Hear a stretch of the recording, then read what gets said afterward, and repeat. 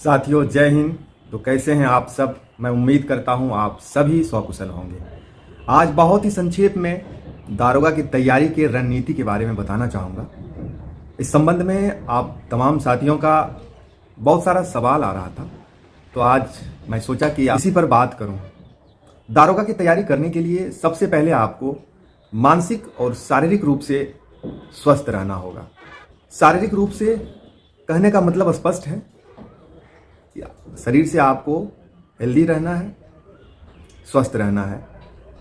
और मानसिक रूप से कहने का मतलब है कि आपको विनम्र रहना है, आपको क्रोध रहित रहना है, आपको एकाग्रचित्त रहना है, धैर्यवान रहना है और खुश रहना है। तो ये सारी क्वालिटी आप में होनी चाहिए। रही साथियों, कौन कौन सी किताबें पढ़ें, क्या नहीं पढ़ें। साथियों, यदि आपको दारोगा बनना है तो आपको बहुत कम पढ़ाई करनी है, बहुत कम पढ़ना है। और आपको सर्वज्ञाता बनना है तो आपको बहुत ज़्यादा पढ़ना है। और ध्यान रखें, सर्वज्ञाता बनने वाले आप सर्वज्ञाता बन सकते हैं, लेकिन तब दारोगा नहीं बन सकते हैं। दारोगा बनने के लिए बहुत कम पढ़ने की आवश्यकता है। दारोगा बनने के लिए आपको हार्ड वर्क करने की आवश्यकता नहीं है, आपको स्मार्ट वर्क करने की आवश्यकता है। स्मार्ट वर्क कहने का मतलब है कि आपको ये जानना है कि आपको क्या पढ़ना है और क्या नहीं पढ़ना है। साथियों, जीके जीएस जनरल नॉलेज अथाह समुद्र है, अथाह सागर है। सारी चीज़ों को कोई नहीं जान पाया है। और दूसरी बात, सफलता और असफलता में एक पल का अंतर होता है।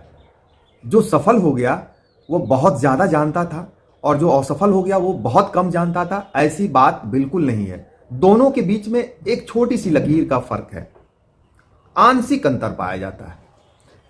तो इसलिए आप मानसिक रूप से यह समझ लें कि हमें बहुत ज़्यादा नहीं पढ़ना है और हमें क्या पढ़ना है।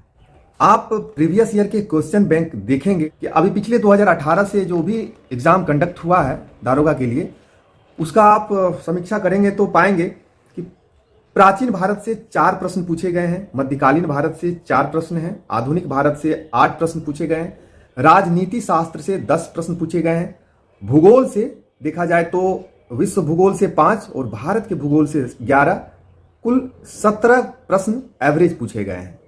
इकोनॉमिक्स से एवरेज 6 प्रश्न पूछे गए हैं, करंट अफेयर से 25 और साइंस से 20 प्रश्न पूछे गए हैं, और मैथ से 4, रीजनिंग से 4 प्रश्न पूछे गए हैं। ये साथियों कुल मिला के ये एवरेज निकाल के बता रहे हैं।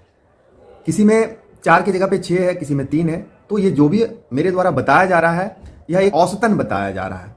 आप भी इसको देख लेंगे और इसका मूल्यांकन करेंगे कि कहाँ से कितना पूछा गया है।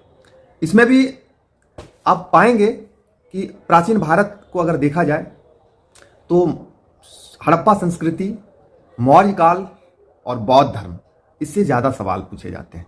तो स्पष्ट है कि आपको इन सब चैप्टर पे अधिक ध्यान देना है। फिर आप आधुनिक में आ जाइए। आधुनिक में 1857 से 1947 तक आप पढ़ लें, इससे अधिक से अधिक सवालों का आप कवर कर पाएंगे। उसी तरह आप जो है भारत का भूगोल पर अधिक फोकस करें, आप करंट अफेयर्स पर थोड़ा अधिक फोकस करें। आप हर माह एक मैगजीन पढ़ें, कोई भी समसामयिकी का, प्रतियोगिता दर्पण, सामान्य ज्ञान दर्पण, या आजकल और भी बहुत सारे बुक आते हैं। किसी एक बुक को सेलेक्ट करें और हर माह उसका अध्ययन करें। और साथियों, आप देख लें प्रीवियस ईयर क्वेश्चन बैंक, सामान्यतः बेसिक क्वेश्चन पूछा जाता है। आप इतना भी डीप नहीं जाएं जिसे कभी पूछा ही नहीं जाता है। तो ये चीज़ ध्यान रखें। और लोग सामान्य क्वेश्चन में ही कंफ्यूज करते हैं और गलत आंसर देते हैं। बहुत अधिक किताब पढ़ने वाले लोग सफल नहीं होते हैं, जो कम किताबें पढ़ते हैं और उसका अभ्यास ज़्यादा करते हैं। साथियों, जहाँ तक कोचिंग की बात है, कोचिंग आपको दिशा दिखाती है। तो आज के डेट में आप कोचिंग से लें, सोशल मीडिया के माध्यम से आप दिशा निर्देश ले सकते हैं। लेकिन साथियों, पढ़ना आपको है, अभ्यास करना आपको है, लगातार मेहनत आपको करना है। बस कोचिंग की इतनी ही लेबिलिटी है कि वो आपको दिशा देंगे। और यदि आप में जुनून है तो कोचिंग जिस चीज़ को 8 महीने में पूरा करेंगे वो आप 3 महीने में पूरा कर लेंगे। कोचिंग वालों का तो एक शेड्यूल है, वो आपको 1 ही घंटा पढ़ाएंगे और लिमिट में पढ़ाएंगे, आज इतना ही, कल इतना ही। लेकिन आप में यदि जुनून है तो आपको न दिन न रात नजर आएगा।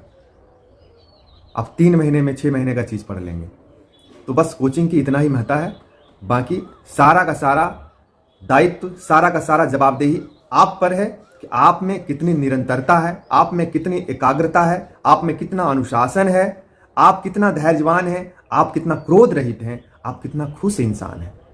और साथियों, ये सब चीज़ यदि आप में है तो आप सिर्फ एग्जाम में सफल नहीं होंगे, आप नौकरी में भी सफल होंगे और आप जीवन में भी सफल होंगे। साथियों, ये प्रतिभा से, टैलेंट से आप एग्जाम पास कर सकते हैं, लेकिन यह विजडम है, यह बुद्धिमत्ता है।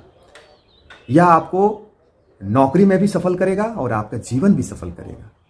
तो इन सब चीज़ों को आप अपने में डेवलप करें, अपने में लाएं, इस पर चिंतन करें और रोज अभ्यास करें, तो आप भी ऐसे बन जाएंगे।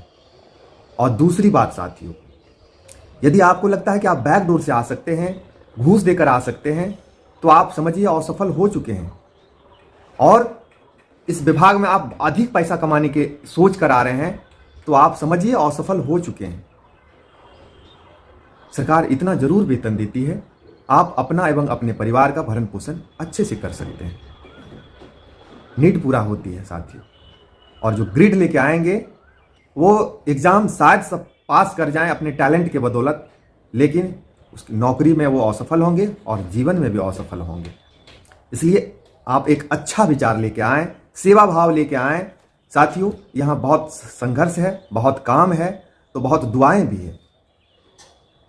लोग पुलिस की नौकरी को रफ एंड टफ समझते हैं, बहुत रिस्की समझते हैं, लेकिन साथियों यहाँ बहुत दुआएं भी है।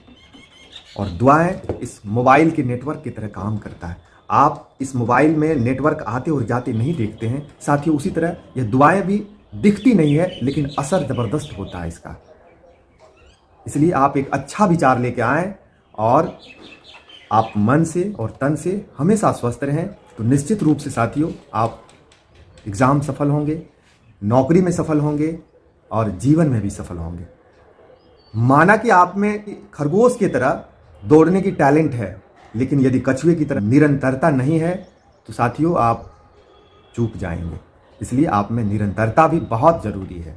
तो बेसिक रूप से इतनी ही बात है कि आपको निरंतर प्रयास करना है और आपको सेलेक्टिव चीज़ें पढ़नी है। जीके जीएस अथाह है, आपको उस अथाह सागर में नहीं जाना है। आपको दारोगा के एग्ज़ाम निकालने के लिए साथियों लुसेंट पढ़ना है और इसको कई बार पढ़ना है। उसके बाद भी आपको लगता है कि और कुछ पढ़ें, तो आप घटना चक्र पढ़ सकते हैं। पूर्वावलोकन का क्या आता है अलग अलग विषयों का, उसको पढ़ें। आप प्रैक्टिस सेट बनाएं। लोग सामान्यतः सोचते हैं कि हमने एक बार पढ़ लिया तो हम पूरी तरह से इसको आत्मसात कर लिए। उदाहरण के लिए आपको हम बताना चाहेंगे, आप एक प्रैक्टिस सेट को बनाएं और उसमें आप टिक मत करें, और उसी प्रैक्टिस सेट को आप 10 दिन के बाद फिर से बनाएं। आप देखेंगे साथियों कि आज यदि आप 100 में 60 सही करते हैं, तो 10 दिन के बाद आप शायद 65 करेंगे, लेकिन 100 का 100 आपसे नहीं होगा। जिस प्रकार से हम लोग किसी चीज़ को याद करते हैं, उसी प्रकार भूलते भी हैं। तो इसलिए एक ही चीज़ों को लगातार अभ्यास करना है ताकि वो अच्छी तरह से आत्मसात हो जाए। तो ये सब चीज़ों को साथियों आप अपनाएंगे। इसमें चूंकि आपको फिजिकल भी निकालना है, तो आपको शारीरिक रूप से भी हेल्दी रहना है, नशा पान से दूर रहना है, आपका मॉरल अच्छा होना चाहिए, नैतिक रूप से आपको उन्नत होना चाहिए, सुरक्षा की दृष्टि से भी आपको हमेशा सतर्क रहने की आवश्यकता है। सड़कों पे चलते समय या हर जगह आपको सतर्क रहनी है। कुछ कानून की बातें भी जाननी है कि छोटी छोटी ऐसी कौन सी गलतियां हैं जो अक्सर विद्यार्थी करते हैं और उसका जो है चरित्र खराब हो जाता है, कैरेक्टर वेरिफिकेशन में वो असफल हो जाते हैं। तो इन सब छोटी छोटी चीज़ों पर आपको ध्यान देनी है साथियों। तो आने वाले दिन आपका मंगल रहेगा, आप दारोगा का एग्ज़ाम भी पास करेंगे और नौकरी में भी सफल होंगे और जीवन में भी सफल होंगे साथियों। तो इन्हीं सब शुभकामनाओं के साथ आज वीडियो को यहीं विराम देता हूं, और आप यदि नए हैं तो चैनल को सब्सक्राइब कर लेंगे। ऐसे ही बातें आपसे आगे भी करते रहेंगे। और साथियों, मैं यह वीडियो कम से कम एक व्यक्ति के लिए बनाता हूं। यदि मेरी बातों का एक व्यक्ति पर भी असर हो जाए तो मैं अपने आप को खुशकिस्मत समझूंगा। तो मिलते हैं फिर अगली वीडियो में। तब तक अपना एवं अपनों का भी बहुत ख्याल रखना है और खुश रहना है साथियों, खुश रहना है। बहुत बहुत धन्यवाद। जय हिंद।